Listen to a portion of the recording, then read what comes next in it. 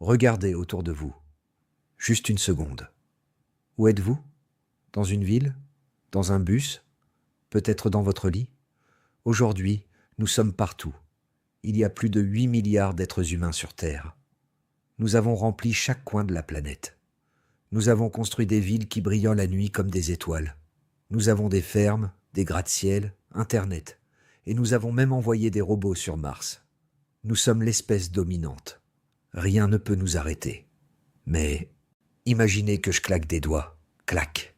Et soudain, nous voyageons dans le temps. Nous reculons de 900 000 ans. L'image change brutalement. Les villes disparaissent. Les routes s'effacent. Les champs redeviennent des forêts sauvages ou des déserts secs. Et le plus effrayant, les humains disparaissent. Si vous aviez regardé la Terre à ce moment-là, vous auriez vu un monde vide. Il n'y avait pas 8 milliards de personnes. Il n'y en avait pas 1 million. Selon une découverte scientifique majeure faite en 2023, il ne restait que 280 individus reproducteurs sur toute la planète. Laissez ce chiffre entrer dans votre tête. 280. C'est moins que le nombre d'élèves dans un grand lycée. C'est moins que le nombre de personnes dans 2 rames de métro bondées. Toute l'humanité, tout notre futur. Einstein, Beyoncé, votre mère, vous. Tout cela dépendait de ce petit groupe de survivants qui tenaient à peine debout. Ils auraient alors pu tous tenir dans une seule salle de cinéma. Si un tremblement de terre, ou une épidémie, ou juste une mauvaise année de sécheresse avait frappé ce groupe, c'était fini. L'histoire humaine se serait arrêtée là. Il n'y aurait personne pour raconter cette histoire aujourd'hui. C'est terrifiant, n'est-ce pas? Vous connaissez cette sensation quand vous évitez un accident de voiture de justesse? Quand un camion vous frôle à quelques centimètres et que votre cœur s'arrête, c'est exactement ce qui est arrivé à notre espèce. Sauf que cela n'a pas duré une seconde. Ce frôlement de la mort a duré 117 000 ans. Pendant plus de 1000 siècles, l'humanité a été une espèce en voie de disparition, accrochée au bord de la falaise. Mais voici la partie la plus folle. Personne ne le savait. Pendant des décennies, les scientifiques, les archéologues et les historiens ont ignoré cette catastrophe. C'était un chapitre manquant de notre livre d'histoire. Tout a changé récemment, en 2023, grâce à un homme nommé Wang Zhu et son équipe à l'Académie chinoise des sciences. Wang Zhu ne cherchait pas des eaux dans le désert. Il ne creusait pas le sol. Il regardait quelque chose de beaucoup plus précis, votre sang, votre ADN. Voyez-vous, votre ADN est comme un livre d'histoire. Chaque mutation, chaque changement génétique que vos ancêtres ont eu est écrit dans votre corps. C'est comme une cicatrice moléculaire. En utilisant des ordinateurs super puissants, Wang Zhu a analysé l'ADN de 3000 personnes modernes venant du monde entier. Il voulait remonter le temps. Il voulait voir d'où nous venions. Il a lancé ses modèles mathématiques, s'attendant à voir une ligne droite, une population qui grandit doucement. Mais soudain, les données ont montré quelque chose d'impossible. Il y a environ 900 000 ans, la courbe s'effondre. C'est comme regarder un film et voir 99% des acteurs disparaître de l'écran d'un coup. Les chiffres étaient si extrêmes que Wang Zhu n'y a pas cru. Il a pensé, c'est une erreur. L'ordinateur a bugué. Parce que, selon les chiffres, 98,7% de nos ancêtres ont disparu. Imaginez 100 personnes dans une pièce. Maintenant, imaginez qu'il n'en reste qu'une seule. C'est ce qui s'est passé. Il a passé des années à revérifier. Il a refait les calculs encore et encore. Il a utilisé différentes méthodes. Et à chaque fois, le résultat était le même. Le grand crash était réel. Il y a 930 000 ans, quelque chose de terrible a frappé la Terre. Et les humains ont été presque totalement effacés. Maintenant, vous vous dites peut-être, ok, c'était dur, mais les animaux survivent à des moments difficiles tout le temps, non? Détrompez-vous. Quand une population devient aussi petite, autour de 1000 individus, elle entre dans ce que les biologistes appellent le vortex d'extinction. C'est une spirale mortelle. Avec si peu de monde, tout le monde devient cousin. La consanguinité augmente. Les maladies génétiques explosent. Si un virus arrive, il tue tout le monde, parce qu'il n'y a pas assez de diversité pour résister. La plupart des espèces qui tombent à mise l'individu ne remontent jamais. Elles disparaissent, comme les dinosaures, comme les mammouths. Mais nous sommes l'exception. Contre toute attente, contre toute logique, nos ancêtres ont refusé de mourir. Pendant 117 000 ans, une éternité, ils ont survécu dans un monde qui essayait de les tuer chaque jour. Ils ont traversé des âges de glace, des sécheresses bibliques et la faim constante.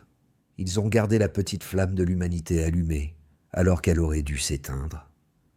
Mais qu'est-ce qui a causé ce désastre? Quel monstre a tué 99% de nos ancêtres? Ce n'était pas un astéroïde. Ce n'était pas une guerre. C'était quelque chose de bien plus lent et de bien plus cruel. La Terre elle-même s'est retournée contre nous. Dans la prochaine partie, nous allons découvrir le coupable. Nous allons voir comment le climat de la Terre est devenu fou, transformant le paradis de nos ancêtres en un enfer sec et froid. Préparez-vous, car l'orage arrive. Avant de continuer, dites-moi en commentaire, d'où regardez-vous cette vidéo et quelle heure est-il chez vous? J'adore voir comment nous sommes tous connectés aujourd'hui, alors qu'il y a 900 000 ans, nous étions tous entassés au même endroit pour survivre. Abonnez-vous pour la suite de l'histoire. Nous avons un mystère sur les bras. Dans la première partie, nous avons découvert que 99% de nos ancêtres ont disparu il y a 900 000 ans, ne laissant que 1280 survivants. C'est une scène de crime à l'échelle planétaire. Mais qui est le tueur? Qui a la puissance d'effacer une espèce entière sans laisser de traces? Pour trouver le coupable, il faut regarder le calendrier. Les scientifiques appellent cette période la transition du Pléistocène moyen. C'est un nom compliqué pour dire quelque chose de très simple. Le climat de la Terre est devenu complètement fou. Imaginez la Terre comme une énorme machine, une horloge géante qui tourne dans l'espace. Avant cette catastrophe, pendant des millions d'années, cette horloge fonctionnait parfaitement. Elle suivait un rythme régulier.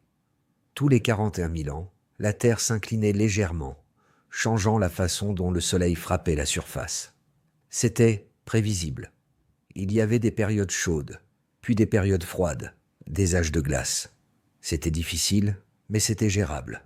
Nos ancêtres, comme Homo erectus, s'étaient habitués à ce rythme. Ils savaient donc que si l'hiver arrivait, le printemps finirait par revenir. Mais il y a 900 000 ans, un engrenage a cassé dans la machine. L'horloge s'est déréglée.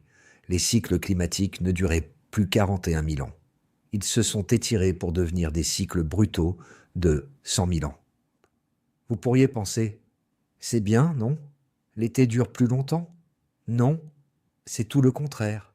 Ce changement a rendu les âges de glace beaucoup plus longs et beaucoup plus intenses. Le froid ne repartait plus. Il s'installait. Il s'accumulait. Regardons ce qui s'est passé dans le nord. Des glaciers gigantesques, hauts de plusieurs kilomètres, ont commencé à écraser l'Europe et l'Amérique du Nord. Ils ont grandi tellement qu'ils ont aspiré l'eau des océans. Le niveau de la mer a chuté de plus de 100 mètres. Imaginez toutes les plages que vous connaissez aujourd'hui. Elles étaient des falaises sèches.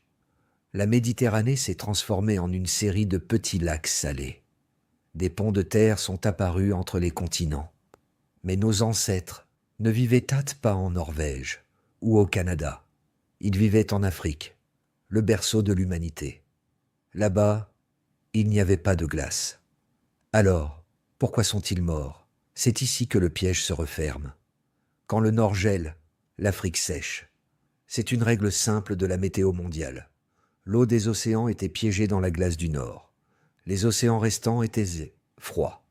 Et l'eau froide ne s'évapore pas bien. Pas d'évaporation signifie pas de nuages. Pas de nuages signifie pas de pluie. L'Afrique a subi ce que les scientifiques appellent une aridification extrême. Ce n'était pas juste une sécheresse. Une sécheresse, c'est quand il ne pleut pas pendant un été. Ce qui s'est passé il y a 900 000 ans, c'est la disparition totale de l'eau pendant des millénaires. Faisons un exercice d'imagination. Mettez-vous à la place d'un de nos ancêtres. Appelons-le Aro. Aro ne sait rien des cycles orbitaux ou de la géologie. Il sait juste ce qu'il voit. Il a grandi en écoutant les histoires de son grand-père. Le grand-père racontait qu'autrefois, la vallée était une forêt verte, remplie de fruits et d'oiseaux. Il parlait d'une grande rivière qui coulait toute l'année, où les hippopotames nageaient. Mais Haro regarde autour de lui, et il ne voit que de la poussière. La forêt a disparu.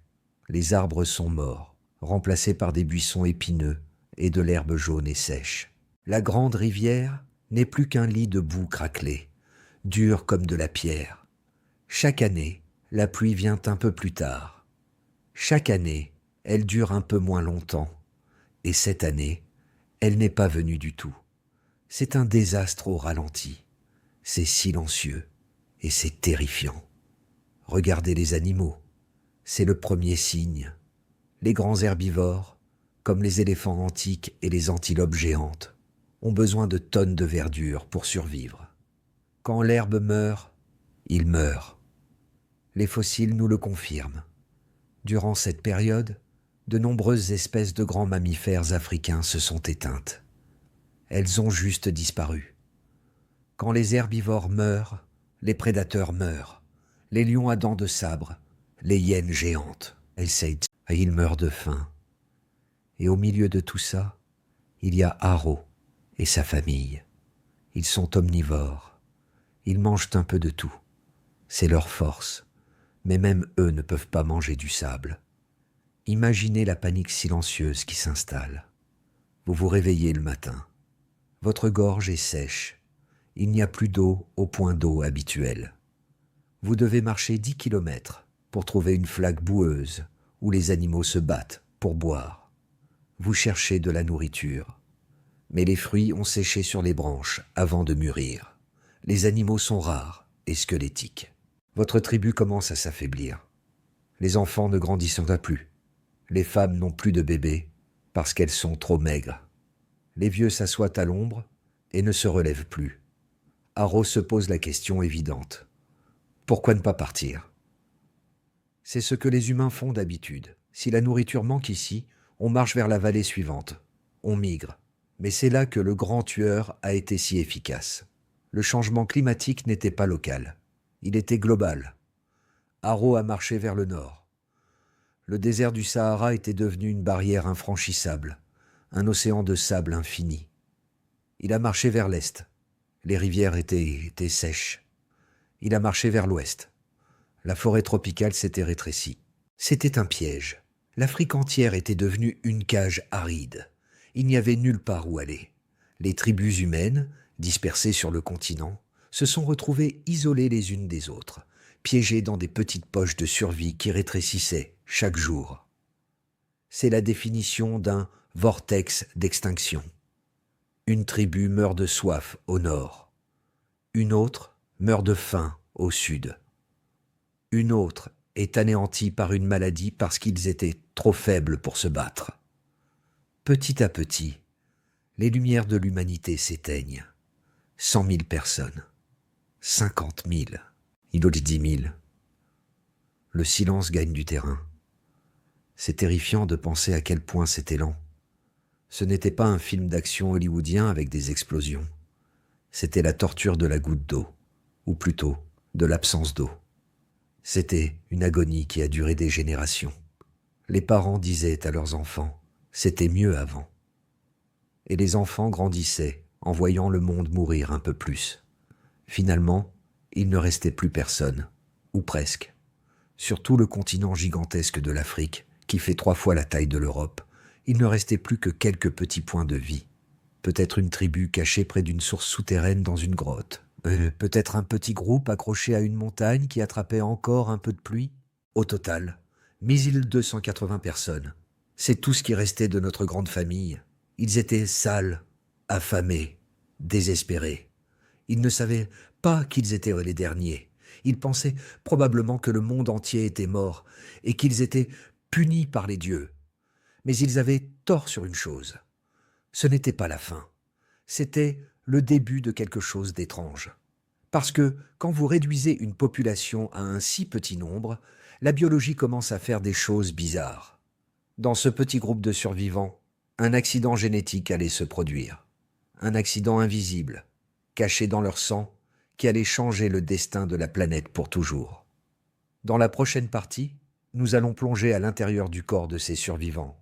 Nous allons découvrir pourquoi, si vous comptez vos chromosomes aujourd'hui, vous en avez 46, alors que les chimpanzés en ont 48. La réponse se trouve dans cette catastrophe. Le désastre était sur le point de réécrire notre code génétique. Préparez-vous, car la science va devenir fascinante.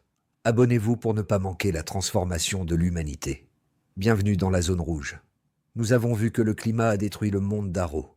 Nous savons qu'il ne reste que 1280 survivants sur toute la planète. Maintenant, vous pourriez vous dire « 280, ce n'est pas si mal. Si on met 280 personnes sur une île déserte, ils peuvent reconstruire une société, non ?» C'est ce que nous voyons dans les films. Mais dans la vraie biologie, c'est faux. En réalité, 1280, c'est un arrêt de mort presque certain. Laissez-moi vous expliquer pourquoi avec une analogie simple. Imaginez une grande ville de 1 million d'habitants. Si une grippe arrive et tue 100 personnes, c'est triste. Mais la ville continue de fonctionner. Le boulanger fait du pain, le policier fait sa ronde. La société est robuste. Maintenant, prenez un petit groupe de 30 personnes perdues dans la savane. Si une grippe arrive et tue 5 personnes, c'est une catastrophe totale. Peut-être que parmi ces 5 morts, il y avait le seul type qui savait comment trouver de l'eau.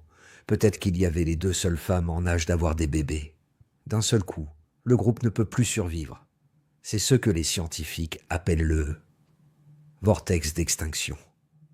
C'est comme un tourbillon dans l'eau. Une fois que vous êtes aspiré dedans, il est presque impossible d'en sortir. Plus la population baisse, plus les problèmes s'accumulent, et plus la population baisse encore vite.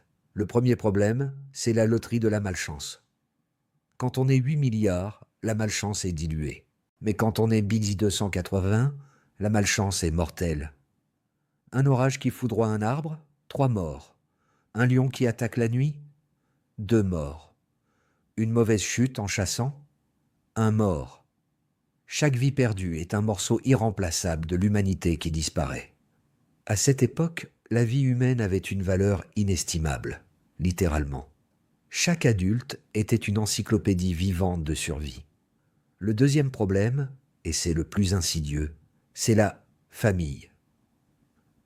Ou plutôt, le manque de familles différentes. Imaginez ces survivants. Ils ne vivent pas tous ensemble dans un grand village joyeux. Non, ils sont dispersés. Le désert les a séparés. Vous avez un petit groupe de 20 personnes ici. Un autre groupe de 30 personnes à 500 km de là. Ils ne peuvent pas se rencontrer. Alors, que se passe-t-il quand les enfants grandissent et veulent se marier? Il n'y a personne d'autre. Ils doivent se marier avec leurs cousins ou leurs cousins au second degré. C'est la consanguinité. À court terme, cela permet de faire des bébés. Mais à long terme, c'est un poison. La diversité génétique, c'est comme un bouclier. Cela nous protège des maladies et des défauts. Quand tout le monde a le même ADN, le bouclier se brise. Les bébés naissent plus petits. Ils tombent malades plus facilement. Certains naissent avec des problèmes qui les empêchent de marcher ou de réfléchir correctement. La fertilité baisse. C'est le cercle vicieux. Moins de bébés naissent. La population baisse, encore plus de mariages entre cousins, encore moins de bébés. C'est pour ça que les biologistes disent qu'en dessous de 1000 individus, une espèce est fonctionnellement éteinte. Elle est morte, elle ne le sait juste pas encore. Pourtant, nous sommes là. C'est ça le miracle de cette histoire. Nos ancêtres ont défié les mathématiques. Ils ont dansé au bord du volcan pendant 117 000 ans sans tomber dedans. Mais ne me croyez pas sur parole. Les sceptiques pourraient se dire « Attends, c'est juste une théorie basée sur l'ADN? Où sont les preuves physiques? Où sont les os ?» C'est une excellente question, et la réponse est fascinante. Pendant des décennies, les archéologues ont été confrontés à un mystère frustrant, qu'ils appelaient vide fossile, the fossil gap. Si vous allez dans un musée, vous verrez plein de fossiles d'humains datant d'il y a 2 millions d'années. Homo habilis, vous verrez plein de fossiles d'il y a 300 000 ans. Les premiers Homo sapiens, les Néandertaliens. Mais entre les deux, entre 950 000 et 650 000 ans, rien, ou presque rien. C'est vide. Pendant longtemps, les chercheurs pensaient qu'ils n'avaient juste pas de chance. Ils disaient « on n'a pas encore creusé au bon endroit ». Mais maintenant, grâce à la découverte de Wangzhou, nous savons la vérité. Il n'y a pas d'os. Parce qu'il n'y avait personne. C'est logique. Chercher une aiguille dans une botte de foin, c'est dur. Mais chercher une aiguille dans une botte de foin de la taille d'un continent, quand il n'y a que 10 280 aiguilles au total, c'est impossible. Le silence archéologique confirme parfaitement le silence génétique. Tout concorde. L'humanité était devenue un fantôme. Essayons d'imaginer la vie quotidienne dans ce vortex. C'est une vie de solitude absolue.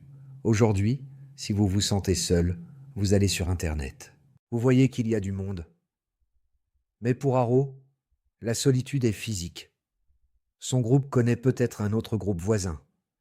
Ils se rencontrent une fois par an, échangent des outils. Peut-être qu'un fils part rejoindre l'autre groupe. Mais au-delà de ça, c'est le néant. Ils regardent l'horizon et ils ne voient sa pas de fumée. Ils ne voient pas de traces de pas. Ils doivent se demander, sommes-nous les derniers ? Cette question psychologique est lourde. Pensez que vous êtes peut-être la fin de la lignée, que si vous échouez, il n'y aura plus jamais de rire humain sur Terre. Comment ont-ils tenu ? Ils ont joué à un jeu mortel que les scientifiques appellent la métapopulation. C'est comme le jeu de la taupe dans les fêtes foraines. Imaginez plusieurs petits groupes dispersés. Une année, la sécheresse tue le groupe A. Ils disparaissent. Mais le groupe B, à 100 km de là, trouve une source d'eau et survit. Ils font des enfants. Quelques générations plus tard, les descendants du groupe B retournent sur le territoire du groupe A. Puis une maladie frappe le groupe B, mais le groupe C survit. C'était un jeu de chaises musicales permanent. Les groupes s'éteignaient et s'allumaient comme des lumières de Noël défectueuses. Tant qu'il restait au moins une lumière allumée quelque part en Afrique, l'espèce continuait. C'était précaire, c'était fragile, mais ça a marché. Cependant, vivre sous cette pression terrible a un prix. Quand on est si peu nombreux, l'évolution ne fonctionne plus normalement. Elle accélère, elle devient brutale.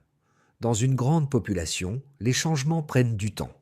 Mais dans un petit groupe de survivants consanguins, une mutation génétique bizarre peut se répandre comme une traînée de poudre en quelques générations seulement. Et c'est exactement ce qui s'est passé. Au cœur de ce désastre, alors que nos ancêtres étaient affaiblis et malades, un accident génétique majeur s'est produit dans le corps d'un individu. 2 morceaux de son code génétique se sont collés l'un à l'autre. C'était une erreur. Normalement, les erreurs génétiques tuent. Mais cette erreur-là allait devenir notre plus grande force. Dans la prochaine partie, nous allons résoudre un mystère qui sépare l'homme du singe. Pourquoi les chimpanzés, les gorilles et les orang-outans ont-ils tous 48 chromosomes, alors que vous, moi et tous les humains de la Terre n'en avons que 46 ? Où sont passés les 2 autres ? La réponse se trouve dans le vortex. Le désastre était sur le point de nous transformer en super-mutants. C'est fascinant, non ? De penser que notre intelligence vient peut-être d'un accident de parcours. Dites-moi en commentaire, pensez-vous que nous aurions survécu si nous étions restés confortables ? Ou est-ce que la souffrance est nécessaire pour évoluer ? La suite arrive. Restez connectés. Regardez vos mains. Regardez vos doigts. Bougez-les. Vous ressemblez à un humain. Vous agissez comme un humain. Mais si nous pouvions voyager à l'intérieur de votre corps et zoomer 1 milliard de fois jusqu'au cœur de vos cellules, nous verrions quelque chose d'étrange. Quelque chose qui ne devrait pas être là. Nous avons tous appris à l'école que nous sommes des cousins des singes. C'est vrai. Si vous mettez un humain et un chimpanzé côte à côte, la ressemblance est frappante. Nous avons les mêmes mains, les mêmes oreilles, les mêmes expressions.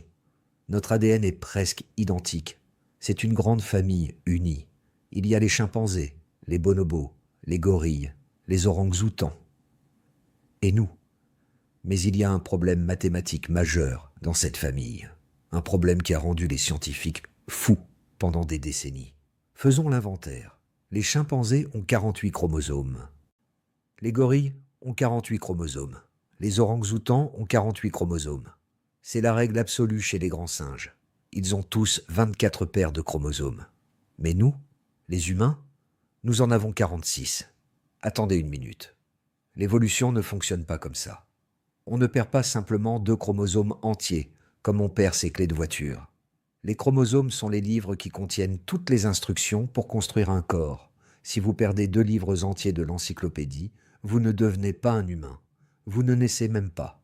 Alors, où sont passés ces 2 chromosomes manquants? C'était le grand mystère. La réponse est venue quand nous avons finalement pu lire notre propre code génétique. Et la réponse est directement liée à notre catastrophe de 900 000 ans. Nous n'avons rien perdu du tout. Nous avons fusionné. Imaginez que vous avez 2 petits livres de poche. Le livre A et le livre B. Les singes ont ces 2 livres séparés sur leur étagère. Mais chez les humains, il s'est passé quelque chose d'incroyable. La nature a pris un tube de colle. Elle a collé la fin du livre A avec le début du livre B pour en faire un seul grand livre épais. Toute l'information est encore là. Pas une seule page ne manque. Mais au lieu d'avoir 2 volumes, nous n'en avons plus qu'un. C'est ce qu'on appelle le chromosome 2. Si vous regardez une carte de notre ADN, le chromosome 2 est gigantesque. Et si vous le comparez avec l'ADN d'un chimpanzé, vous voyez la vérité. Notre grand chromosome 2 correspond exactement à 2 petits chromosomes de singe mis bout à bout. Nous avons même la preuve physique de cet accident, comme une cicatrice de soudure. Normalement, un chromosome a des bouts protecteurs aux extrémités et un centre vital.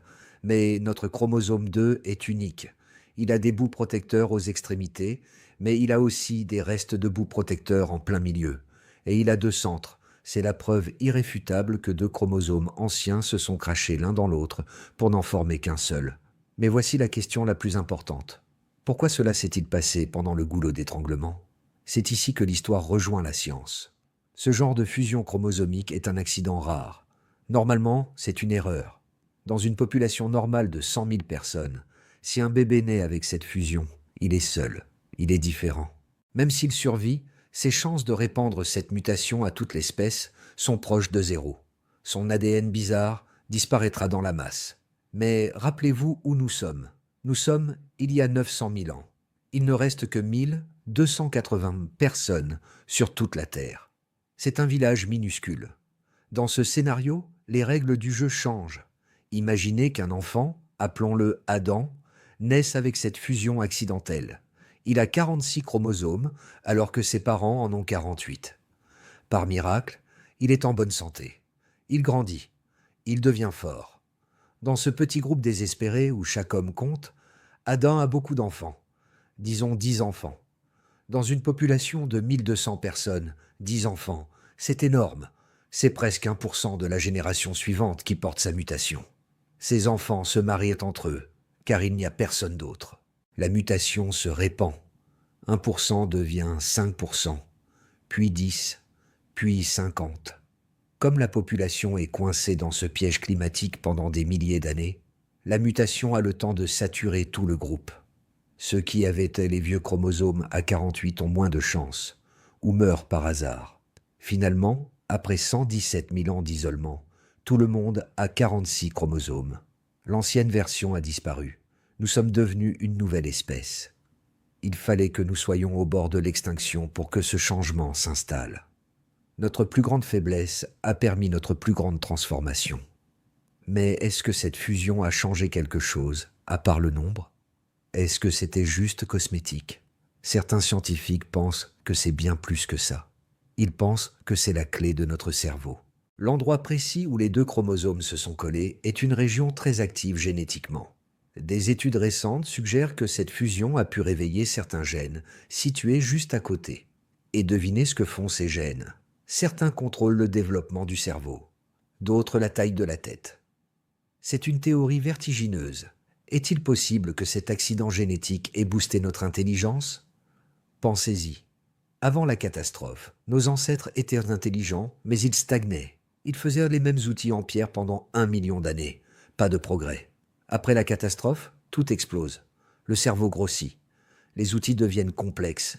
Le langage apparaît. La coïncidence est troublante. Donc, résumons la situation de nos survivants. Ils sont 1280.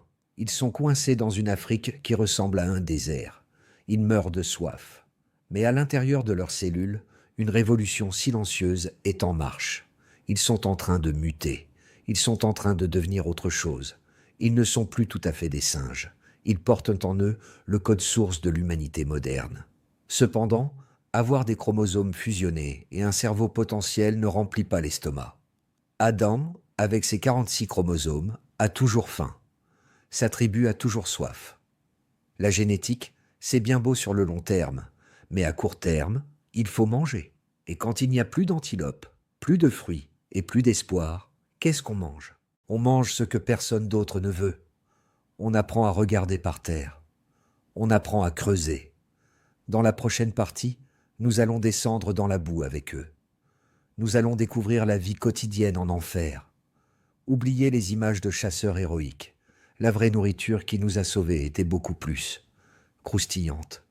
Préparez-vous, car le menu du prochain épisode est surprenant. Abonnez-vous, l'histoire de notre survie continue. Bienvenue en enfer. Oubliez tout ce que vous pensez savoir sur la vie préhistorique.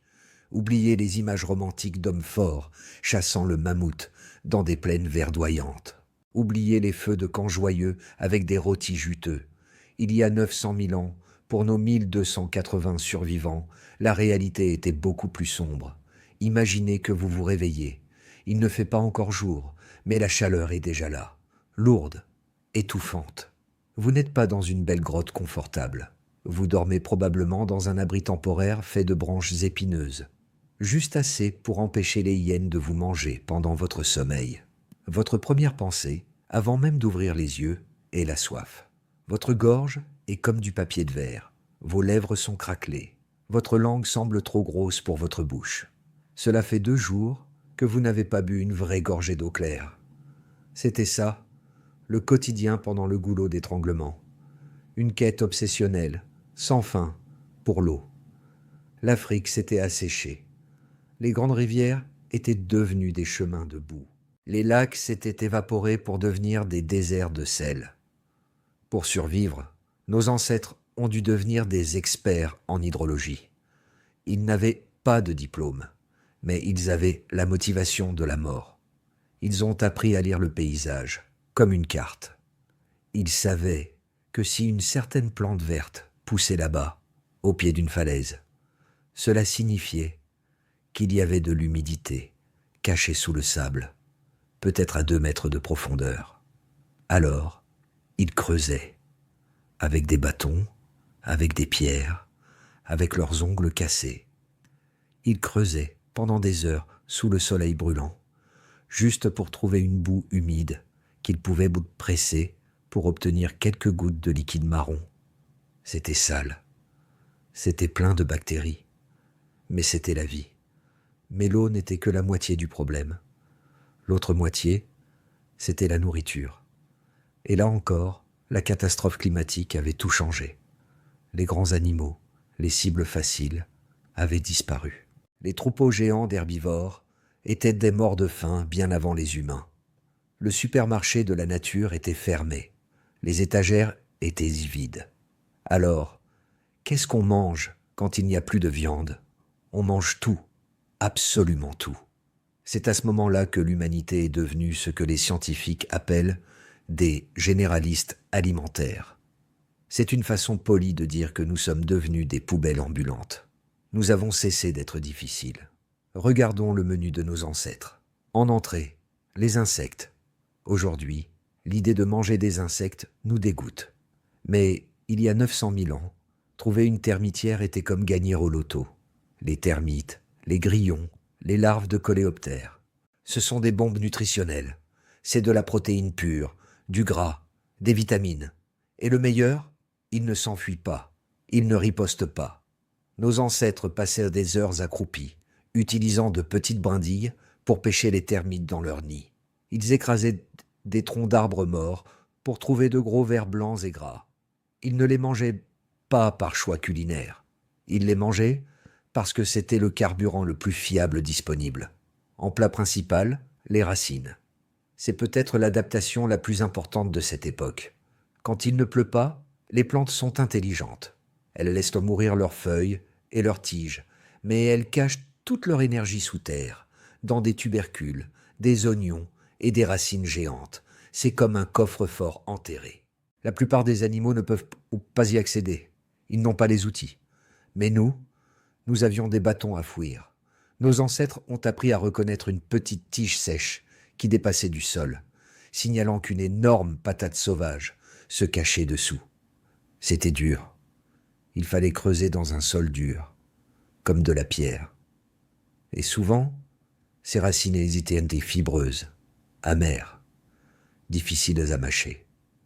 Il fallait mâcher pendant des heures, juste pour extraire un peu d'énergie. Vos dents s'usaient jusqu'à la racine. Les mâchoires vous faisaient mal en permanence, mais cela remplissait l'estomac. Et parfois, si vous aviez beaucoup de chance, il y avait de la viande, mais pas de la viande fraîche. Imaginez que vous marchez dans la savane. Vous voyez des vautours tourner dans le ciel au loin. Votre cœur s'accélère. Vous courez. Vous arrivez sur place. Un lion vient de tuer une petite antilope. Il mange. Vous ne pouvez pas attaquer le lion. Vous êtes trop petit, trop faible, et vos lances sont primitives. Alors vous attendez. Vous vous cachez dans les buissons, le ventre tordu par la faim, en regardant le lion manger le meilleur morceau. Oh, c'est de la torture. Quand le lion est rassasié et s'en va, les hyènes arrivent. Vous devez attendre encore. Finalement, quand tout le monde est parti, vous courez vers la carcasse. Il ne reste rien, juste des os et un peu de peau. C'est fini. Non, c'est là que l'outil humain entre en jeu. Vous prenez une grosse pierre. Vous fracassez les os longs, les fémurs. Crac. À l'intérieur, il y a la moelle. Une substance rose, grasse, riche en calories. C'est le dernier trésor que les lions et les hyènes ne pouvaient pas atteindre. Nos ancêtres sont devenus les experts du cambriolage d'os. Nous étions des charognards spécialisés. Nous mangions les restes des restes. C'était une vie sans glamour. Il n'y avait pas de temps pour l'art, pas de temps pour la musique, pas de temps pour la philosophie. Du lever au coucher du soleil, la seule mission était trouver des calories. Ne pas mourir. Chaque calorie dépensée devait être remboursée. Si vous couriez après un lapin et que vous le ratiez, vous aviez perdu de l'énergie vitale. C'était un calcul permanent et stressant. Et le pire, c'était de regarder les enfants. Dans ce monde impitoyable, les enfants étaient les plus vulnérables. Sans le lait de leur mère, ils ne pouvaient pas digérer les racines dures. Ils ne pouvaient pas marcher aussi vite. Les parents devaient faire des choix terribles. À qui donner le dernier morceau de moelle? À l'enfant malade qui va probablement mourir de toute façon, ou à l'enfant fort qui a une chance de survivre? Ces choix hantent une espèce. Ils laissent des traces dans notre psychologie. Pourtant, malgré l'horreur de ce quotidien, quelque chose d'incroyable se passait. Cette pression intense forçait nos ancêtres à devenir plus malins. Celui qui ne se souvenait pas où étaient les racines mourait. Celui qui ne savait pas collaborer pour chasser les vautours mourait. La stupidité était immédiatement punie par la mort. L'égoïsme était puni par la mort. Seuls les plus intelligents, les plus observateurs et les plus coopératifs survivaient pour voir le lendemain. Chaque jour était un test de QI mortel. Mais il y avait un problème biologique majeur. Manger des insectes et des racines crues demande énormément d'énergie pour la digestion. Votre estomac doit travailler comme une usine pour briser ces fibres dures. Tant que votre corps dépense toute son énergie pour digérer, il ne peut pas dépenser d'énergie pour faire grossir votre cerveau. Le cerveau est un organe de luxe. Il coûte cher en calories. Nos ancêtres étaient coincés. Ils avaient besoin d'être plus intelligents pour trouver de la nourriture. Mais leur nourriture était trop pauvre pour nourrir un plus gros cerveau. C'était une impasse évolutive. Ils auraient pu rester comme ça pour toujours, des singes maigres mangeant des racines dans la poussière. Mais ils ont trouvé une clé qui allait déverrouiller l'énergie cachée dans la nourriture, une technologie qui allait faire pour notre corps ce que l'essence fait pour une voiture. Cette clé, c'était la chaleur. Pas la chaleur du soleil qui les tuait, mais la chaleur qu'il pouvait contrôler.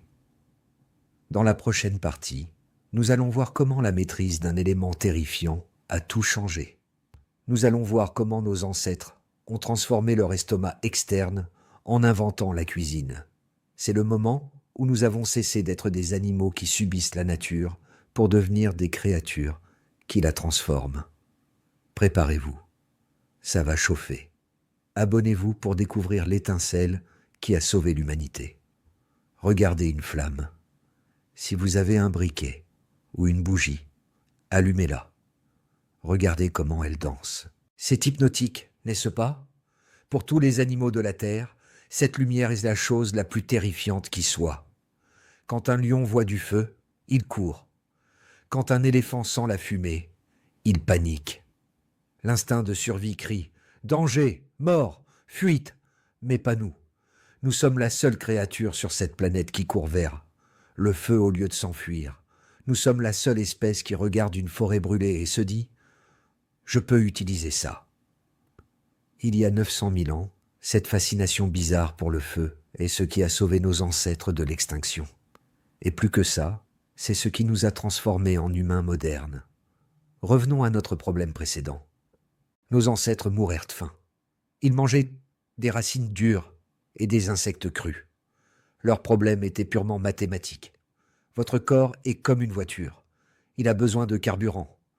Mais votre cerveau est une pièce très spéciale de la voiture. C'est un accessoire de luxe. Il est petit.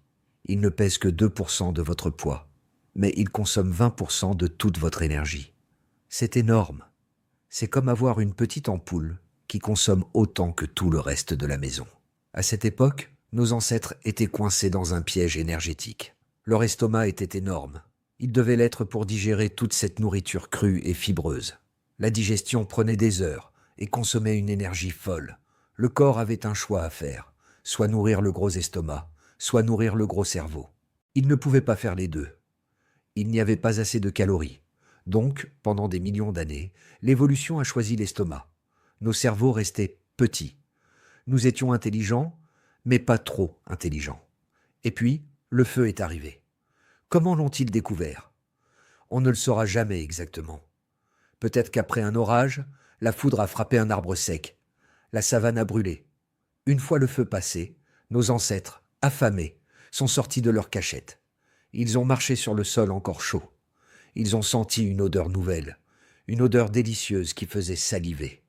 L'odeur de la viande rôtie. Ils ont trouvé des animaux qui n'avaient pas pu s'enfuir, des antilopes grillées, des rongeurs cuits. Ils ont goûté. C'était une révélation. La viande n'était plus dure et caoutchouteuse. Elle était tendre. Elle fondait dans la bouche. Ils ont essayé avec des racines.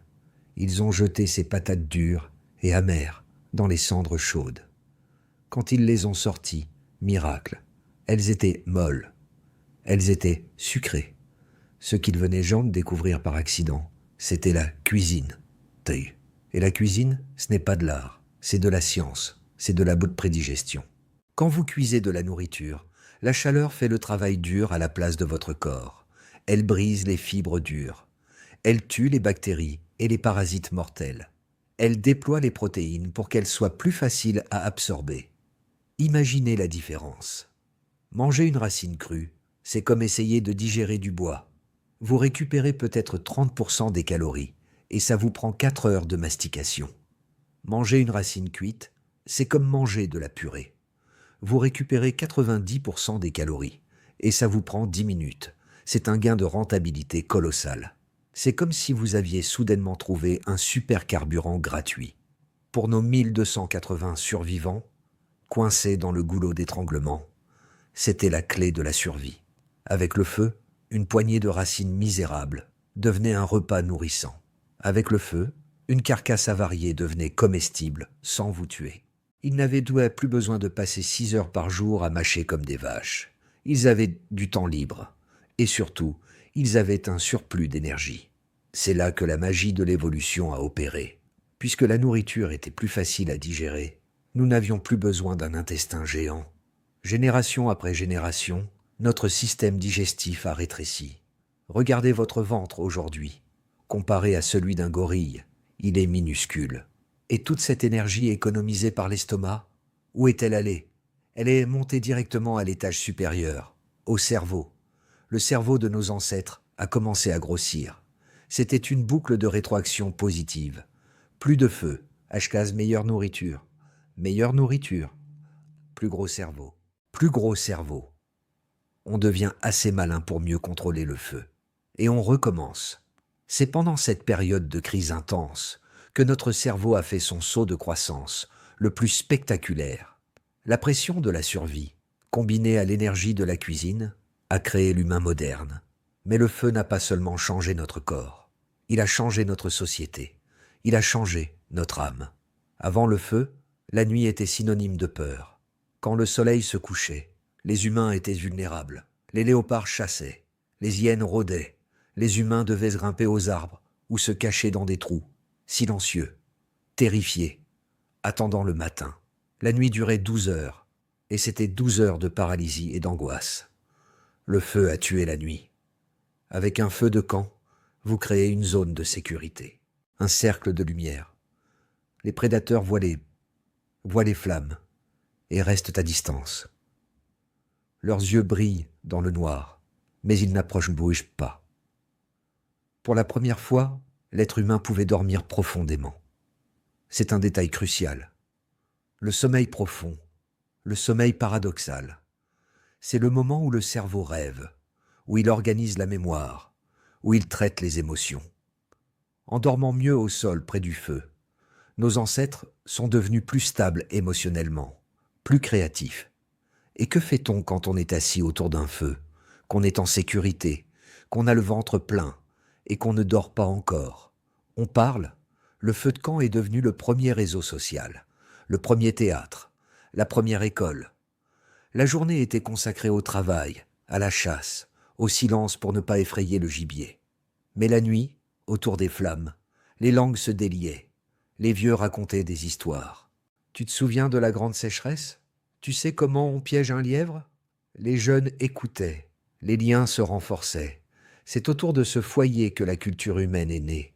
C'est là que nous avons appris à raconter des blagues, à pleurer ensemble, à planifier le lendemain. Le feu a aussi changé notre visage. Regardez-vous dans un miroir, touchez vos dents. Elles sont petites, n'est-ce pas? Vos canines ne dépassent pas.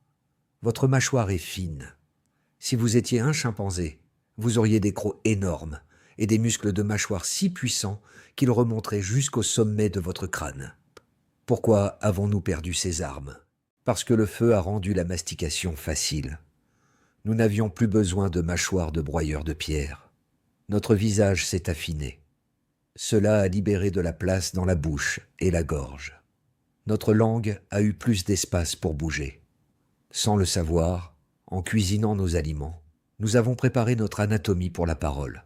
Nous avons construit la bouche qui allait un jour chanter, crier et dire « je t'aime ». Mais maîtriser le feu n'était pas facile.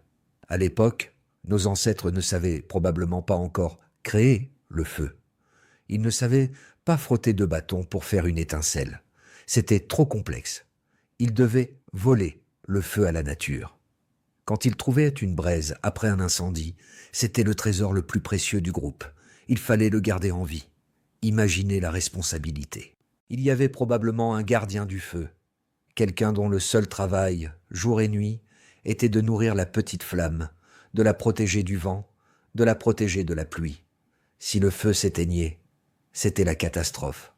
C'était le retour au froid, à la peur, à la nourriture crue et indigeste. Perdre le feu pouvait signifier la mort de toute la tribu. Cette relation avec le feu est devenue sacrée. C'est pour ça qu'aujourd'hui encore, quand on allume une bougie dans une église ou un temple, ou quand on s'assoit devant une cheminée, on ressent quelque chose de profond. C'est une mémoire génétique. Nous nous souvenons de l'époque où cette petite lumière orange était la seule chose qui nous séparait du néant. Nos 1280 survivants avaient maintenant une arme. Ils avaient d'eau froid, mais ils avaient le chauffage central. Ils avaient faim, mais ils avaient la cuisine. Ils étaient faibles, mais ils avaient une protection contre les lions. Leur cerveau grandissait. Ils commençaient à comprendre le monde d'une manière nouvelle. Mais un gros cerveau est inutile si on ne sait pas s'en servir ensemble. Être intelligent tout seul, dans le désert, ça ne sert à rien. On meurt juste en étant lucide sur sa propre mort. Pour survivre à long terme, il devait en franchir une dernière étape. Il devait apprendre à lire dans les pensées des autres. Il devait inventer l'empathie radicale. Dans la prochaine partie, nous allons entrer dans l'école de la survie. Nous allons voir comment nos ancêtres ont appris à enseigner, à partager et à aimer d'une manière qui n'existe nulle part ailleurs dans le règne animal. Le feu a forgé nos corps, mais l'amitié va forger notre destin. Bienvenue dans l'école la plus dure du monde. Il n'y a pas de mur, pas de toit, pas de table et pas de professeur en costume. La salle de classe, c'est le désert brûlant d'Afrique. La leçon du jour, c'est « Comment ne pas mourir avant le coucher du soleil ?» Et si vous échouez à l'examen, il n'y a pas de rattrapage. C'est la fin. Nous sommes toujours il y a 900 000 ans. Nos 1280 survivants ont le feu. Ils ont des outils. Ils ont commencé à changer physiquement. Mais ils ont un problème mortel, la fragilité de la connaissance. Imaginez un instant. Dans un petit groupe de 20 personnes, il n'y a peut-être qu'un seul vieil homme qui sait comment soigner une morsure de serpent. Il n'y a peut-être qu'une seule femme qui sait reconnaître les signes d'une source d'eau souterraine invisible. Que se passe-t-il si le vieil homme meurt subitement? Que se passe-t-il si la femme tombe d'une falaise? Leur savoir meurt avec eux. Le groupe devient aveugle. C'est comme si, aujourd'hui, tous les médecins et les ingénieurs disparaissèrent d'un coup. La civilisation s'effondrerait. Pour survivre au goulot d'étranglement, nos ancêtres ont dû inventer quelque chose de révolutionnaire. Quelque chose qu'aucun autre animal ne fait vraiment. L'enseignement actif. Observez les chimpanzés. Ils sont intelligents. Si un jeune chimpanzé voit sa mère casser une noix avec une pierre, il regarde. Il essaie de l'imiter. Mais la mère ne le corrige pas. Elle ne lui prend pas la main pour lui dire « Non, pas comme ça, tiens la pierre plus haut ». Elle s'en fiche. Il apprend par observation, tout seul. Chez les humains, c'est différent. Nos ancêtres ont commencé à faire quelque chose d'unique. Ils ont commencé à perdre du temps volontairement pour éduquer les autres. Un père s'arrêtait de tailler sa pierre pour montrer à son fils. Il ralentissait ses gestes. Il corrigeait les erreurs. Cela semble anodin, mais c'est un saut cognitif immense. Pour enseigner, il faut posséder une capacité psychologique très complexe appelée la théorie de l'esprit. C'est la capacité de se mettre à la place de l'autre. C'est la capacité de se dire « Je sais quelque chose et je comprends que toi, tu ne le sais pas encore. Je dois donc te transférer cette information. » C'est la naissance de l'empathie intellectuelle. Dans le piège climatique de l'Afrique, l'information était devenue la ressource la plus précieuse que l'or. Les groupes qui survivaient n'étaient pas les plus forts physiquement. C'étaient les meilleurs pédagogues. C'étaient ceux qui avaient des grands-parents. C'est une autre particularité humaine étrange. Chez la plupart des animaux, quand on devient trop vieux pour faire des bébés, on meurt. La nature est cruelle. Si vous ne servez pas à la reproduction, vous êtes une bouche inutile à nourrir. Mais les femmes humaines vivent des décennies après la ménopause. Pourquoi?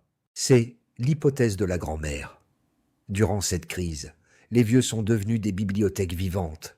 Ils étaient trop faibles pour chasser, trop lents pour courir, mais ils gardaient le feu.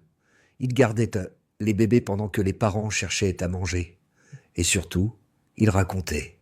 Ils disaient « Il y a 30 ans, il y a eu une sécheresse comme celle-ci. Nous avions survécu en mangeant les racines bleues derrière la colline. » Cette mémoire à long terme a sauvé l'espèce. Les tribus qui protégeaient leurs anciens survivaient. Les tribus qui abandonnaient leurs vieux mouraient avec eux, car elles perdaient leur disque dur de données. Mais l'école de la survie allait encore plus loin. Elle a inventé l'assurance vie. Dans la nature, c'est chacun pour soi. Si un léopard attrape une gazelle, il la mange. Il ne la partage pas avec un léopard blessé. Mais nos ancêtres ont compris une mathématique simple. La chance tourne. Aujourd'hui, je suis un excellent chasseur. J'ai tué une antilope. C'est trop de viande pour moi tout seul. Je pourrais tout garder et laisser pourrir le reste. Mais si je partage avec toi, si je te donne une cuisse aujourd'hui alors que tu n'as rien, alors tu me dois quelque chose. La semaine prochaine, si je suis malade, ou si je me casse la jambe, tu me nourriras. C'est la naissance de l'altruisme réciproque. Ce n'était pas juste de la gentillesse, c'était une stratégie de survie cynique et brillante. En partageant, il lissait les risques. Il créait un filet de sécurité sociale. Un individu seul est fragile. Un groupe solidaire est invincible. Les archéologues ont trouvé des preuves émouvantes de cette solidarité. On a retrouvé des fossiles d'humains de cette époque, ou juste après, qui avaient des blessures terribles, des jambes cassées qui s'étaient ressoudées, des individus qui avaient perdu leurs dents des années avant leur mort. Dans le monde animal, un singe avec une jambe cassée est un singe mort. Il ne peut pas boire, il ne peut pas fuir. Il meurt en 2 jours. Mais ces fossiles racontent une autre histoire. Quelqu'un a porté cette blessée. Quelqu'un lui a apporté de l'eau. Quelqu'un a mâché la nourriture pour lui parce qu'il n'avait plus de dents. Quelqu'un l'a aimé. C'est le moment où nous sommes devenus humains, au sens moral du terme. La pression du goulot d'étranglement a éliminé les égoïstes. Les groupes où les gens se battaient pour la nourriture, morts. Les groupes où les forts abandonnaient les faibles, morts. Seuls les groupes hyper coopératifs, ceux qui fonctionnaient comme un seul organisme, ont traversé les millénaires. Nous sommes les descendants des gentils. Nous sommes les descendants de ceux qui s'entraidaient. C'est pour ça qu'aujourd'hui, quand vous voyez quelqu'un pleurer, vous vous sentez mal. C'est un réflexe de survie vieux, de 900 000 ans. Mais pour coopérer à ce niveau, il fallait mieux communiquer. Les grognements et les gestes ne suffisaient plus. Comment dire ? L'eau est à 3 jours de marche vers le nord, mais il faut faire attention aux lions qui dorment sous le grand arbre. Avec des gestes, c'est impossible. Il fallait le langage. Le langage ne s'est pas inventé pour écrire des poèmes. Il s'est inventé pour donner des instructions techniques et sociales. Au coin du feu, le vocabulaire s'est complexifié. Il fallait des mots pour le passé, des mots pour le futur, des mots pour nous, eux, danger, promesse. Le cerveau, déjà boosté par la cuisine, a dû se recabler pour gérer la grammaire. La gorge, modifiée par le feu, a commencé à produire des sons précis, les clics, les sifflements, les voyelles. Dans le noir de la nuit africaine, les premières conversations complexes de l'histoire ont eu lieu. Elles ne parlaient pas de philosophie, elles parlaient de survie. Imaginez l'ambiance. Ils sont maigres, ils sont sales, ils sont épuisés, mais ils sont assis en cercle, épaule contre épaule. Le feu crépite au centre. Un enfant demande « Pourquoi les étoiles bougent ?» Et un vieillard répond, inventant une histoire pour expliquer l'inexplicable. Les autres écoutent. Ils rient. Ils se sentent appartenir à quelque chose de plus grand qu'eux-mêmes. Cette cohésion sociale était leur armure. Contre le climat, contre les prédateurs, contre le désespoir. Pendant 117 000 ans, cette école a formé l'humanité. Elle a sélectionné les gènes de l'intelligence sociale. Elle a sélectionné les cerveaux capables d'apprendre et d'enseigner. C'était une forge. Le fer brut est entré d'un côté. L'acier trempé est sorti de l'autre. Et puis, un jour, quelque chose a changé. Un matin, un enfant a remarqué un nuage différent à l'horizon. Un nuage gris, lourd, sombre. Pas un nuage de poussière, un nuage d'eau. Quelques heures plus tard, une goutte est tombée, puis 2, puis un déluge. La pluie revenait. L'horloge climatique de la Terre était en train de changer à nouveau. Le cycle infernal touchait à sa fin. L'Afrique allait refleurir. Et nos survivants ? Ils n'étaient plus les singes apeurés du début. Ils étaient une force de la nature. Ils avaient le feu dans une main, des lances dans l'autre, et une solidarité indestructible dans le cœur. Ils étaient prêts. La cage allait s'ouvrir. Et les 3 frères allaient partir à la conquête du monde. Dans la prochaine partie, nous allons assister à la grande séparation. Nos survivants vont se multiplier et se diviser en 3 groupes légendaires. L'un restera à la maison pour devenir nous. Les deux autres partiront vers le nord et l'est pour devenir des créatures étranges et fascinantes, les Néandertaliens et les Denisoviens. C'est le début de la guerre des trônes préhistoriques. Imaginez que vous êtes resté enfermé dans une cave sombre pendant des années. Vous avez eu faim, vous avez eu peur, et soudain, la porte s'ouvre. Le soleil vous éblouit, l'air sent l'herbe fraîche et la pluie. Vous entendez des oiseaux, des milliers d'oiseaux. C'est exactement ce qui s'est passé il y a environ 800 000 ans. L'horloge climatique de la Terre a tourné une nouvelle fois. Le goulot d'étranglement, ce piège mortel qui avait duré 117 000 ans, s'est relâché. En Afrique, les pluies sont revenues. Les déserts de poussière ont bu l'eau goulûment et ont explosé de vie. La savane dorée est revenue. Les forêts ont repoussé. Les animaux, eux aussi survivants de la crise, sont sortis de leur refuge et se sont multipliés à une vitesse folle. Pour nos ancêtres, c'était le paradis retrouvé. La vie est devenue facile, incroyablement facile comparée à l'enfer qu'ils venaient de vivre. Ils n'avaient plus besoin de creuser le sol pendant des heures pour trouver une racine sèche. Il y avait des fruits sur les arbres. Il y avait des gazelles partout. Et quand il y a de la nourriture, qu'est-ce que les humains font? Ils font des bébés. La population a explosé. Les 1280 survivants sont devenus 10 000, puis 50 000, puis 100 000. C'est la loi de la biologie.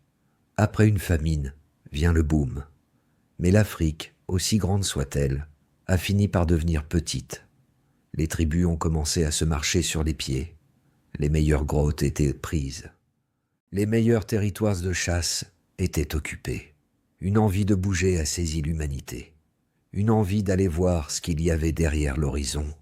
Là-bas, par-delà les montagnes et les mers. C'est à ce moment précis que la grande famille humaine s'est déchirée. Ce n'était pas une guerre civile. Ce n'était pas une dispute. C'était une séparation lente, silencieuse, une dérive géographique qui allait durer des millénaires. Imaginez une immense colonne de marcheurs qui arrive à un carrefour. Une partie du groupe décide de rester en Afrique. Ils aiment la chaleur, ils connaissent les plantes. Ils se disent « c'est notre maison, pourquoi partir ?» Une autre partie du groupe, peut-être les plus curieux ou les plus agités, ou ceux qui ont été chassés par les autres, décident de partir vers le nord. Ils traversent le pont terrestre qui relie l'Afrique à l'Asie. Ils passent la porte des larmes. Et ils ne regardent jamais en arrière. Ce moment est crucial. C'est le divorce. Ceux qui sont partis vers le nord et ceux qui sont restés au sud ne se reverront pas avant des centaines de milliers d'années. Et pendant ce temps, l'isolement et l'environnement vont les sculpter pour en faire des créatures très différentes. Suivons ceux qui sont partis vers le nord. Ils sont arrivés en Europe et en Asie. Mais le climat là-bas n'était pas le paradis tropical de l'Afrique. C'était l'époque des glaciations. L'Europe était un congélateur géant. Des murs de glace recouvraient l'Allemagne et la France. Pour survivre ici, il ne fallait pas être mince et agile. Il fallait être un tank. C'est ainsi qu'est né le premier frère, Néandertal. Oubliez l'image de la brute stupide que l'on voit dans les vieux dessins animés. Néandertal était un chef-d'œuvre de l'évolution. Il était le roi de la glace. Son corps s'est transformé pour retenir la chaleur. Il est devenu plus petit, plus trapu, incroyablement musclé. Ses os étaient si denses qu'il pouvait résister à des chocs qui briseraient un homme moderne. Son visage a changé. Son nez est devenu énorme et large. Pourquoi? Pour agir comme un radiateur interne. L'air glacé entrait, était réchauffé dans son nez géant, avant d'atteindre ses poumons fragiles. Et son cerveau? Il a grandi. En fait, le cerveau de Néandertal était plus gros que le vôtre. Il devait être intelligent pour chasser des mammouths avec des lances en bois dans la neige. Néandertal a dominé l'Europe pendant des centaines de milliers d'années. Il était fort, il était solidaire, il enterrait ses morts avec des fleurs. C'était une espèce magnifique. Mais le groupe du Nord s'est lui aussi divisé. Certains ont continué leur marche vers l'Est, vers l'Asie lointaine, la Sibérie, les montagnes de l'Himalaya. Eux, ils sont devenus le deuxième frère. Denisova, C'est le frère fantôme. Nous ne connaissons presque rien de lui, car nous n'avons retrouvé que quelques dents et un petit bout d'os de doigt. Mais son ADN nous raconte une histoire incroyable. Denisova était un explorateur. Il s'est adapté aux hautes montagnes où l'oxygène est rare. Il s'est adapté aux jungles tropicales d'Indonésie. Il était mystérieux, résilient, et il régnait sur l'Asie. Pendant ce temps, que se passait-il en Afrique? Qu'est-il arrivé au troisième frère, celui qui est resté à la maison? Ce troisième frère, c'est nous c'est Homo sapiens. Nous n'avons pas eu besoin de devenir des tanks comme Néandertal. L'Afrique était chaude. Alors, l'évolution nous a sculptés différemment. Au lieu de devenir forts et trapus, nous sommes devenus grands et minces, comme des coureurs de marathon. Notre corps était fait pour dissiper la chaleur, pour courir pendant des heures sous le soleil sans s'épuiser. Nous n'avions pas la force brute de Néandertal. Dans un combat à main nue, un Néandertal aurait brisé un sapiens en deux, sans effort. Mais nous avions autre chose. Nous avions le logiciel. L'environnement en Afrique était instable. Il changeait tout le temps. Sécheresse, pluie, sécheresse, pluie. Pour survivre, nous ne pouvions pas nous spécialiser comme Néandertal s'est spécialisé dans le froid. Nous devions être des couteaux suisses. Nous devions être capables de tout faire. Notre cerveau s'est organisé différemment. Il est devenu hyper connecté. Nous avons développé une imagination débordante. Nous avons commencé à peindre sur les murs. Nous avons commencé à fabriquer des bijoux avec des coquillages. Nous avons inventé des dieux et des démons. Nous avons perfectionné le langage pour en faire une arme de précision. Nous pouvions planifier des guerres, organiser des alliances complexes avec des tribus lointaines. C'est là la grande différence. Néandertal vivait en petits groupes familiaux très soudés. Ils étaient rares sur leur terre glacée. Ils ne voyaient presque jamais d'étrangers. Sapiens, en Afrique, vivait en réseau. Nous étions sociaux, bavards, agités. Nous étions le petit frère, hyperactif et dangereux. Pendant des centaines de milliers d'années, les trois frères ont vécu séparément. Néandertal était le roi du Nord-Ouest. Denisova était le roi de l'Est. Sapiens était le roi du Sud. Il ne savait pas que les autres existaient. Un Néandertal regardant les étoiles en France ne savait pas que son cousin Sapiens regardait les mêmes étoiles en Éthiopie. Ils avaient oublié qu'ils venaient tous du même petit groupe de 1280 survivants. Ils avaient oublié qu'ils avaient le même sang, les mêmes cicatrices génétiques, les mêmes 46 chromosomes. Le temps et la distance avaient fait d'eux des étrangers. Mais la Terre est ronde et l'histoire est un cycle. Les frontières ne durent pas éternellement. Il y a environ 60 000 ans, le troisième frère, Sapiens, nous, a commencé à se sentir à l'étroit en Afrique. Une nouvelle vague de curiosité, ou peut-être une nouvelle sécheresse, nous a poussés vers la porte de sortie. Nous avons repris le même chemin que nos ancêtres avaient appris des lustres plus tôt. Nous avons marché vers le nord. Nous pensions arriver dans un monde vide, prêt à être conquis. Mais quand nous sommes arrivés au Moyen-Orient et en Europe, nous avons eu un choc. Le monde n'était pas vide. Il y avait des monstres, là-bas, des hommes pâles, aux yeux clairs, aux muscles de taureau, qui parlaient une langue étrange et qui chassaient nos gibiers. C'était la réunion de famille la plus explosive de l'histoire de la vie. Imaginez la scène. Une patrouille d'éclaireurs sapiens, mince, à la peau foncée, armée de lances légères, tombe nez à nez avec une patrouille de néandertaliens, massifs, à la peau claire, armés de pieux lourds. Ils se regardent. Est-ce qu'ils reconnaissent une ressemblance? Est-ce qu'ils voient l'humanité dans les yeux de l'autre? Ou est-ce qu'ils voient juste une menace? Un animal? Un démon? Ce qui va se passer ensuite est un mélange complexe d'amour et de guerre. Il y aura du sang, beaucoup de sang, mais il y aura aussi de la passion. Car malgré nos différences, nous étions encore compatibles. Dans la prochaine partie, nous allons raconter la guerre des cousins. Nous allons voir comment le petit frère Sapiens, physiquement plus faible, a réussi à éliminer ses grands frères puissants. Était-ce un génocide? Était-ce une compétition économique? Ou les avons-nous aimés jusqu'à les faire disparaître? La réponse est écrite dans votre sang, aujourd'hui. C'est une scène qui s'est répétée des milliers de fois, il y a 50 000 ans. Imaginez une forêt en Europe. Il fait froid, le brouillard est épais. Un groupe de chasseurs néandertaliens marche en silence. Ils sont chez eux. Ils connaissent chaque arbre, chaque rocher. Ils sont puissants, bâtis comme des lutteurs, avec des lances lourdes, faites pour tuer des bisons à bout portant. Ils sont les rois de la forêt depuis 300 000 ans. Mais ce jour-là, ils sentent une odeur étrange. Ils entendent des voix bizarres, rapides, aiguës. Ils s'approchent d'une clairière et ils les voient, les envahisseurs. Ils sont grands, minces, avec une peau plus foncée. Ils ont l'air fragiles. Leurs visages sont plats, sans ce bourrelet osseux au-dessus des yeux qui protège le regard des Néandertaliens. Ils ont l'air d'enfants qui ont grandi trop vite. Ce sont nos ancêtres, les sapiens. Les Néandertaliens ont dû rire en les voyant. Dans un combat à main nue, un seul Néandertal aurait pu terrasser 3 sapiens.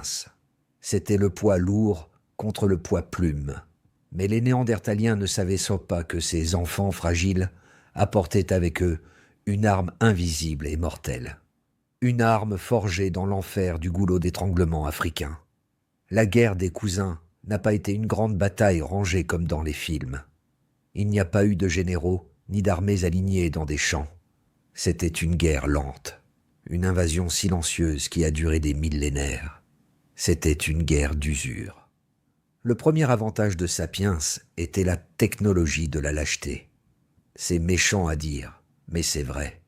Les Néandertaliens étaient courageux. Pour tuer un mammouth, ils devaient s'approcher tout près et planter leurs lances de toute leur force. C'était héroïque, mais c'était dangereux. Beaucoup de Néandertaliens mouraient, jeunes, les os brisés par des animaux en colère. Nous, les sapiens, nous étions prudents. Nous avions inventé les armes à projectiles. Nous avions des lances légères que nous pouvions jeter de loin grâce à des propulseurs. Plus tard, nous aurions des arcs. Nous pouvions tuer sans nous mettre en danger. Nous pouvions tuer l'ennemi avant même qu'il ne nous voie. Dans une escarmouche entre les deux espèces, les Néandertaliens tombaient sous une pluie de saguets, avant même de pouvoir utiliser leur force brute. David a battu Goliath parce que David ne s'est pas approché. Le deuxième avantage était social. Les Néandertaliens vivaient en petits groupes isolés de 10 ou 20 personnes. Ils se méfiaient des étrangers. Sapiens vivait en tribus de 100 personnes, connectés à d'autres tribus par des alliances. Quand un groupe de sapiens arrivait dans une vallée, ils étaient nombreux. Ils s'installaient partout. Ils prenaient les meilleures grottes. Ils chassaient tout le gibier. C'était une guerre économique. Nous avons simplement mangé leur déjeuner. Quand les Néandertaliens arrivaient pour chasser, la forêt était déjà vide. Saison après saison, année après année, nous les avons repoussés. Nous les avons forcés à quitter les vallées riches et chaudes pour aller vivre dans les montagnes froides et stériles. Leur population a commencé à baisser. Leurs femmes avaient moins de bébés parce qu'elles avaient faim. Leurs enfants mouraient de froid.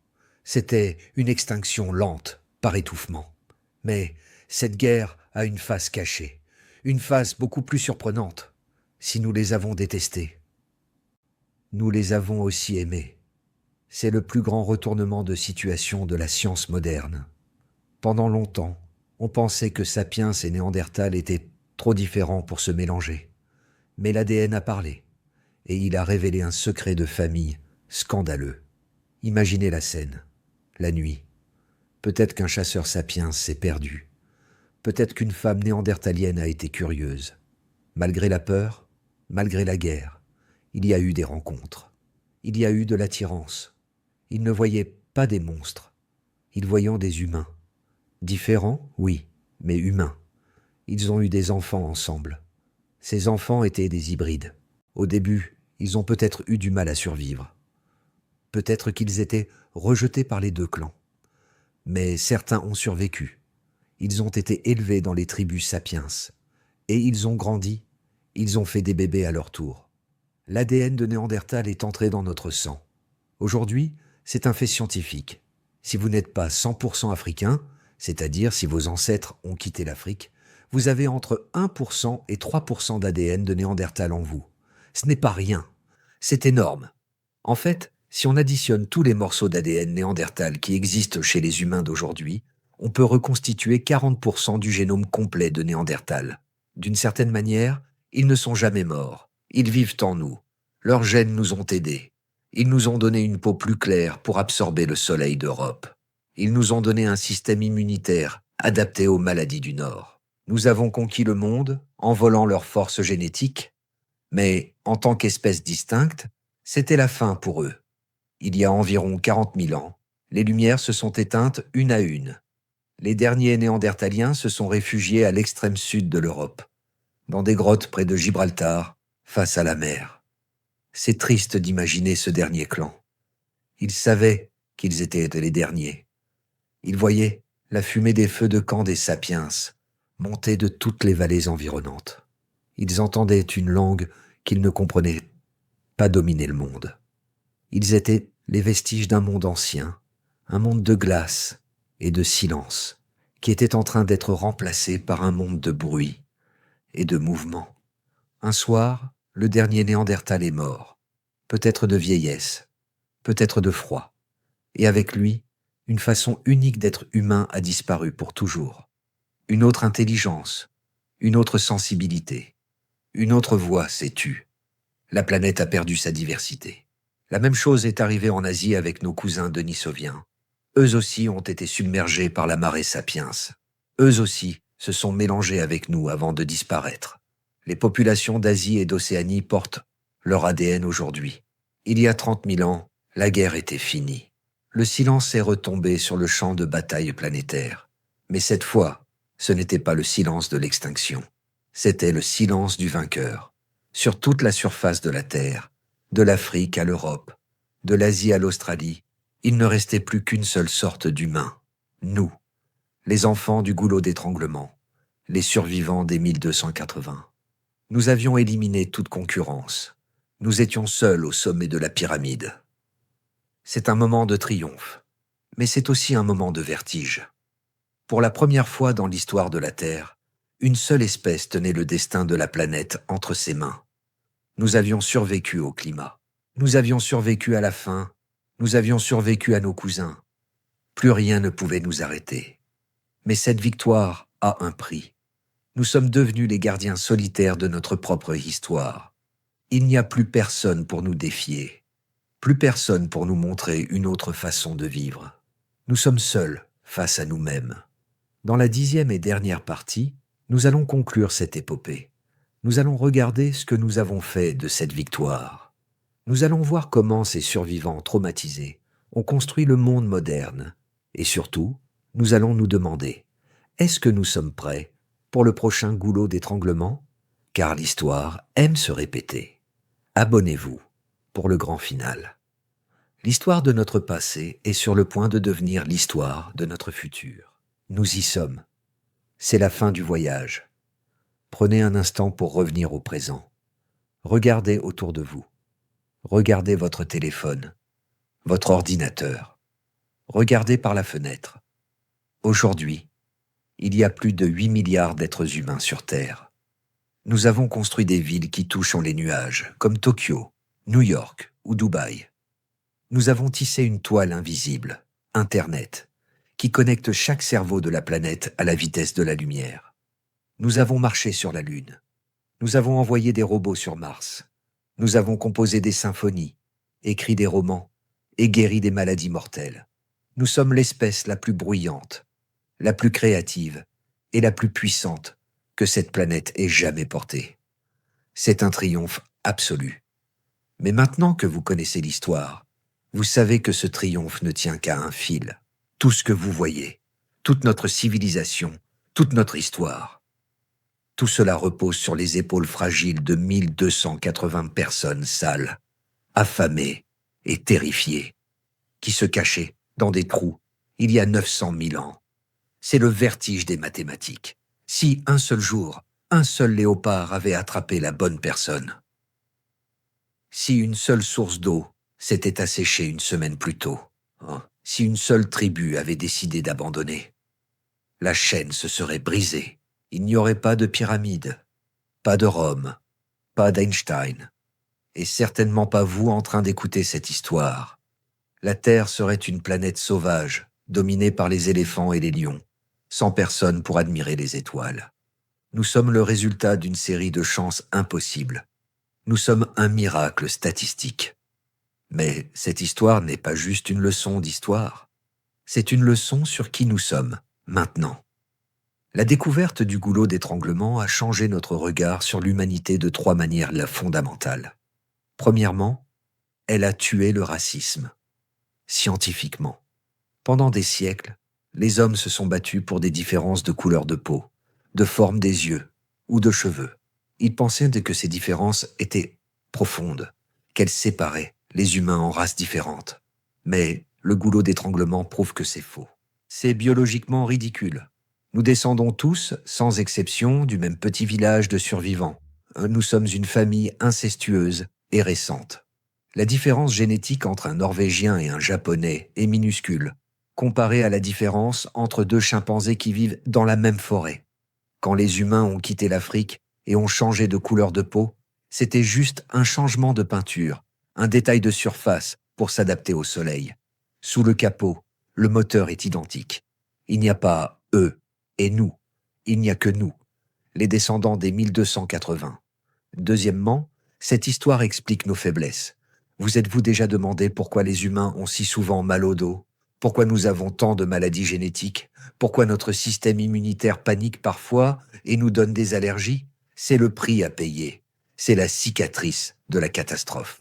En perdant 99% de notre population, nous avons perdu 99% de notre diversité génétique. Nous avons perdu des gènes qui auraient pu nous protéger.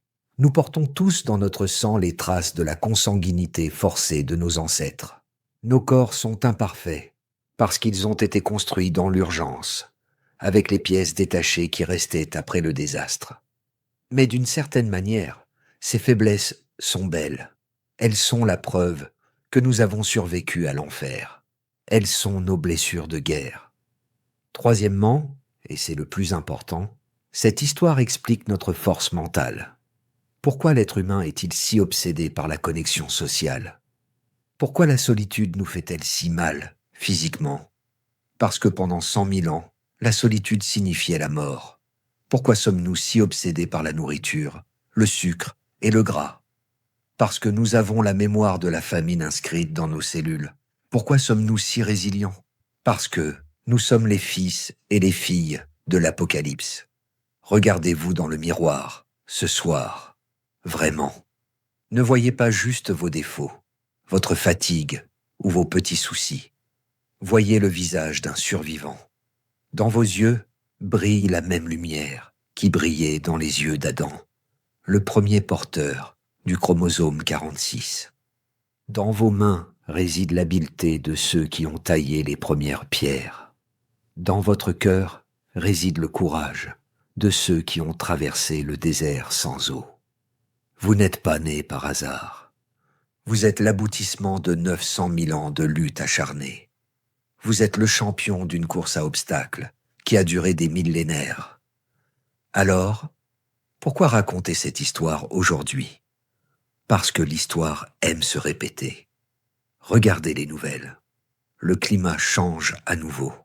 Les températures montent. Les déserts avancent. Des espèces disparaissent chaque jour. Nous avons peur. C'est normal d'avoir peur. Nous nous demandons, est-ce que c'est la fin? Est-ce que notre civilisation va s'effondrer comme les autres? Mais nous avons un avantage que nos ancêtres n'avaient pas. Ils ont survécu avec des bâtons et des pierres, sans comprendre ce qui leur arrivait. Ils pensaient que les dieux étaient en colère. Nous avons la science. Nous comprenons le climat. Nous avons la technologie. Et surtout, nous avons hérité de leur super pouvoir, la coopération. Rappelez-vous, ce qui les a sauvés, ce n'était pas la force brute, c'était le partage. C'était l'enseignement. C'était de prendre soin les uns des autres. 6280 personnes, sans chaussures et sans médecine, ont pu survivre à la fin du monde. Alors, 8 milliards d'humains connectés peuvent sûrement relever les défis d'aujourd'hui. Le feu que nos ancêtres ont volé à la nature brûle encore. Il brûle dans nos centrales électriques, dans nos moteurs de fusée et sur les écrans de nos ordinateurs. Mais la flamme la plus importante est celle qui brûle en vous. C'est la flamme de la curiosité, la flamme de l'espoir, la flamme qui refuse de s'éteindre, même quand la nuit est noire. Nous avons commencé cette histoire dans le silence d'une Afrique mourante. Nous la finissons dans le bruit joyeux d'une humanité vivante, vibrante et imparfaite. L'avenir n'est pas écrit. Il y aura d'autres goulots d'étranglement. Il y aura d'autres crises. Mais tant que nous nous souvenons d'où nous venons, tant que nous nous souvenons que nous sommes une seule et même famille, née dans la douleur, nous survivrons. Nous l'avons déjà fait. Nous le ferons encore. C'était l'histoire incroyable de comment 99% de l'humanité a disparu et comment les 1% restants ont conquis les étoiles. Merci d'avoir fait ce voyage dans le temps avec moi. Si cette histoire a changé votre façon de voir le monde, partagez-la. C'est le meilleur moyen de garder la mémoire vivante. Laissez un commentaire avec le mot « survivant » pour montrer que vous faites partie de la famille et abonnez-vous, parce que l'histoire de l'humanité ne fait que commencer. À bientôt, cousins.